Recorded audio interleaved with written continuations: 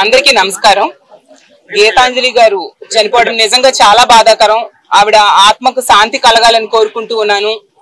నిజంగా ఇది ఆత్మహత్య కాదు, ఖచ్చితంగా Telugu Desam party, Janasena, social media చేసిన హత్య. ఎందుకంటే అంత ఘోరంగా ఆవిడ సంతోషంతో ఎంత ఆనందంగా తనకి ఇళ్ల పట్టా వచ్చిందని, అమ్మఒడి వచ్చిందని, ప్రభుత్వ పథకాలు వచ్చాయని చాలా సంతోషంగా వ్యక్తం చేస్తే దాన్ని కూడా ట్రోల్ చేసి ఆమెకి మానసిక వ్యాధిని గురై చచ్చిపోయేట్టుగా చేశారు. ఇంత దుర్మార్గులు ఎక్కడా ఉండరు. అది జనసేన, తెలుగుదేశం పార్టీ, సోషల్ మీడియాకే చెల్లింది. ఎంత ఘోరం అంటే చనిపోయాక కూడా వాళ్ళ తెలుగుదేశం పార్టీ అఫీషియల్ వెబ్సైట్ లో పెడుతూ ఉన్నారు. చూడండి, చదివి వినిపిస్తాను. రాష్ట్ర ప్రజలందరూ కూడా తెలుసుకోండి, ముఖ్యంగా మహిళలు తెలుసుకోండి, తెలుగుదేశం పార్టీ ఎంత దిగజారిపోయింది. చనిపోయిన వాళ్ళకు కూడా ఆత్మకి శాంతి లేకుండా ఏ విధంగా చేస్తున్నారో మన మహిళలందరూ తెలుసుకోవాల్సిన అవసరం ఉంది. రానున్న ఎన్నికల్లో ఇలాంటి దుర్మార్గులకి, మహిళా వ్యతిరేకులకి తగిన బుద్ధి చెప్పాల్సిన అవసరం కూడా ఉంది. వాళ్ళు ఏం పెట్టారు చూడండి అమ్మా. గీతాంజలి మృతిపై ఈ వాస్తవాలు బయటికి రావాలంట.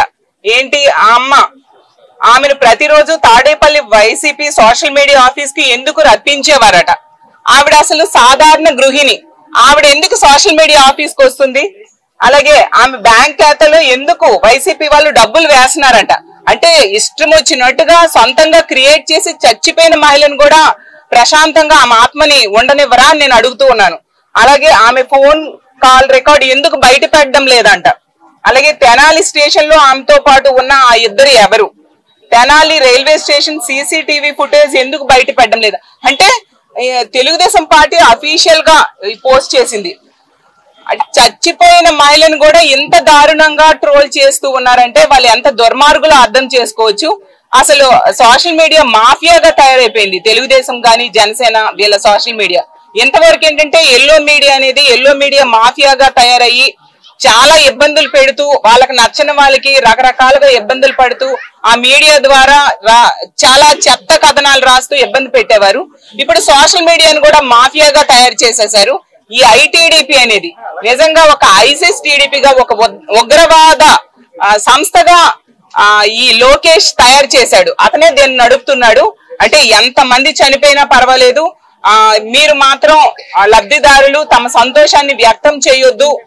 ఒకవేళ వ్యక్తం చేస్తే, మీ సంతోషాన్ని గనుక వ్యక్తం చేస్తే తెలుగుదేశం గాని, జనసేన గాని, సోషల్ మీడియా వాళ్ళకి ట్రోల్ చేస్తుంది. వాళ్ళు ఆత్మహత్య చేసుకునేంత వరకు ఈ విధంగానే ఇబ్బంది పెడతాం, చచ్చిపోయాక కూడా వాళ్ళ ఆత్మకు శాంతి లేకుండా ఇబ్బంది పెడతామని చెప్తున్నట్టుగా ఉంది. కాబట్టి ఆంధ్రప్రదేశ్ లోని మహిళా మనులందరికీ కూడా కోరుకునేది ఏంటంటే, మీరు గ్రహించండి ఎవరు ఎలాంటి వాళ్ళు. ఇలాంటి దుర్మార్గుల్ని రానున్న ఎన్నికల్లో తరిమి కొట్టాల్సిన అవసరం కూడా ఆంధ్రప్రదేశ్ లో ఉన్న మహిళలందరి మీద ఉందని తెలియజేసుకుంటూ సెలవు తీసుకుంటున్నాను.